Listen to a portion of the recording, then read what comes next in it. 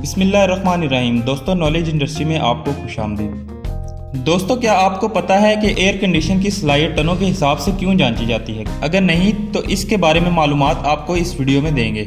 दोस्तों, air condition की सलाहियत टनों के हिसाब से क्यों जांची जाती है, जबकि इसका वजन से कोई ताल्लुक नहीं होता, बल्कि ये मालूमात आपके तमाम अंदाजे गलत साबित कर देगी। दोस्तों, एक मशहूर लतीफ़ा कुछ यूँ है कि एयर कंडीशन की तनसीब करने वाली एक कंपनी के नुमाइंदे ने एक मुअम्मर खातून को बताया कि इनके कमरे में 4 टन का एयर कंडीशन लगाया जाएगा। तो मुअम्मर खातून का मुंह हैरत से खुला का खुला रह गया और वो कहने लगी, आप इतनी भारी चीज मेरे कमरे में कैसे लेकर आएंगे? वैसे मुअम्मर खातून की हैरत इतनी बेजा भी न थी, क्योंकि अक्सर लोग एयर कंडीशन के टनों को इसका वजन समझ बैठते हैं, जबकि हकीकत यह है कि इसका वजन के साथ कोई ताल्लुक नहीं।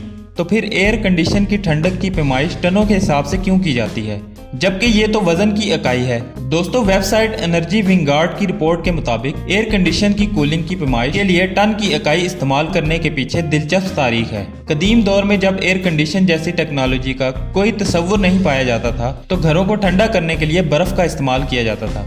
दूर दराज पहाड़ों से लाई जाने वाली इस बर्फ को उमरा के घरों को ठंडा करने के लिए इस्तेमाल किया जाता था। क्योंकि ये बर्फ टनों के हिसाब से लाई जाती थी, लिहाजा ठंडक की पैमाइश भी टनों के हिसाब में की जाने लगी।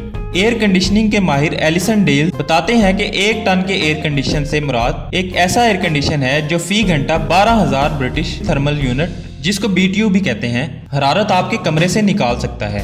एक BTU से मुराद इतनी हरारत है जो माचिस की एक तीली को मुकम्मल तौर पर जलाए जाने से हासिल हो सकती है। अगर आपके पास 1 टन बर्फ हो तो इसे मुकम्मल तौर पर पिघलने के लिए 2,86,000 BTU हरारत की जरूरत होगी। अगर 1 टन बर्फ 24 घंटे में मुकम्मल तौर पर पिघलाना हो तो इसे 2,86,000 BTU हरारत 24 घंटे के दरमियान फराहम करना होगी, जो कि फी घंटा तकरीबन 12,000 BTU बनती है। इस हिसाब से आप ये कह सकते हैं कि आपका 1 टन का AC 1 घंटे में तकरीबन 12,000 BTU हरारत को कमरे से निकाल बाहर करता है। यानी इतनी हरारत है जो कि 1 घंटे में 1 टन बर्फ को पिघलाने के लिए काफ़ी होगी।